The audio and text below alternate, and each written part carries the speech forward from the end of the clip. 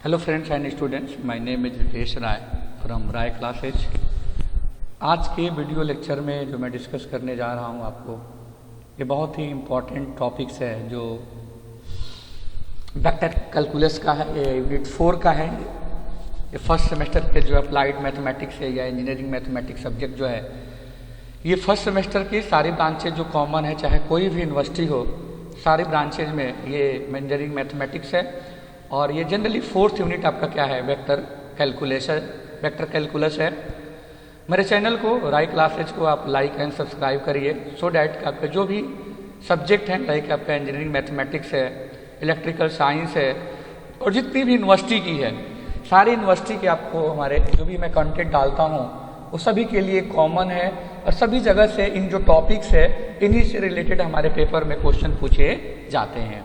तो आइए आज हम डिस्कस करने जा रहा हूं कि आज के जो हमारा वेक्टर कैलकुलस के टॉपिक्स है, तो वेक्टर कैलकुलस में हमारे कौन कौन से हमें टॉपिक अच्छे से करना चाहिए। इसके केवल इतने कर लेने से हमारा क्या हो जाएगा, पेपर का पूरा पोर्शन हमारा क्या हो जाएगा, सॉल्व हो जाएगा। तो इसमें जो टॉपिक्स है, मेन पहला टॉपिक है हमारा वेक्टर कैलकुलस का, वेक्टर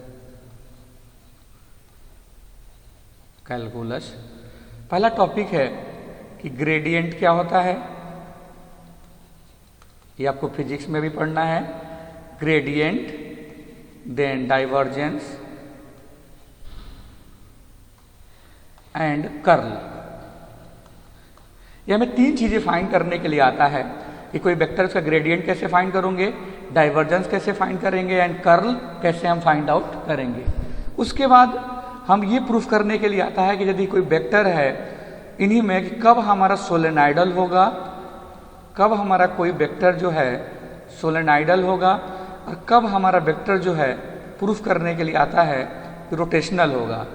तो एक तो सिंपल क्वेश्चन आएगा वेक्टर का कि नंबर, यदि क्वेश्चन होगा कि हाउ टू फाइंड ग्रेडियंट, तो उसका हम ग्रेडियंट कैसे फाइंड करेंगे, उसका हम डाइवर्जेंस कैसे फाइंड करेंगे, या उसका हम लोग कर्ल कैसे फाइंड करते हैं। यदि ये नहीं आता है तो ये आता है कि यदि कोई वेक्टर गिवन है तो कब हमारा सोलेनॉइडल होगा और कब हमारा क्या होगा, आपका रोटेशनल होगा। उसके बाद 3 थ्योरम है। पहली आपकी ग्रीन्स थ्योरम, तो कहीं कहीं इसके स्टेटमेंट लिखने के लिए आता है, कहीं कहीं किसी यूनिवर्सिटी में इसके स्टेटमेंट और सिलेबस डेरिवेशन दोनों पूछा जाता है, और कहीं कहीं केवल किससे रिलेटेड आपके न्यूमेरिकल पूछे जाते हैं। कहीं हमारा स्टेटमेंट, ये डिपेंड करता है कि हमारी यूनिवर्सिटी में स्टेटमेंट एंड डेरिवेशन, या किसी यूनिवर्सिटी में हमारा स्टेटमेंट एंड डेरिवेशन भी है, और किसी यूनिवर्सिटी में केवल और केवल हमारे न्यूमेरिकल पूछे जाते हैं।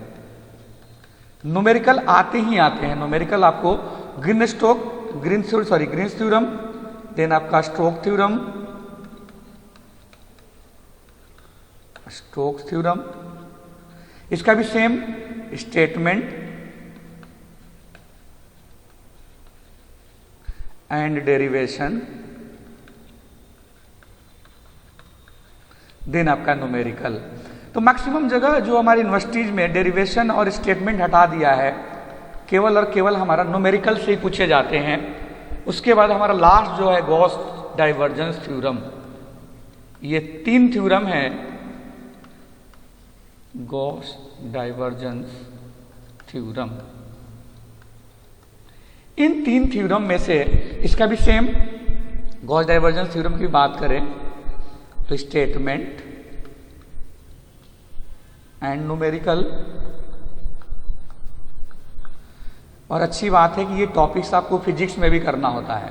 फिजिक्स में भी आपको वेक्टर में ग्रेडियंट फाइंड करना है, डाइवर्जेंस फाइंड करना है, एंड कर्ल फाइंड करना होता है। और इन 3 थ्योरम में से कभी कहीं तीनों थ्योरम्स भी हैं, या कोई दोनों थ्योरम हमारी क्या होती है, सिलेबस में है।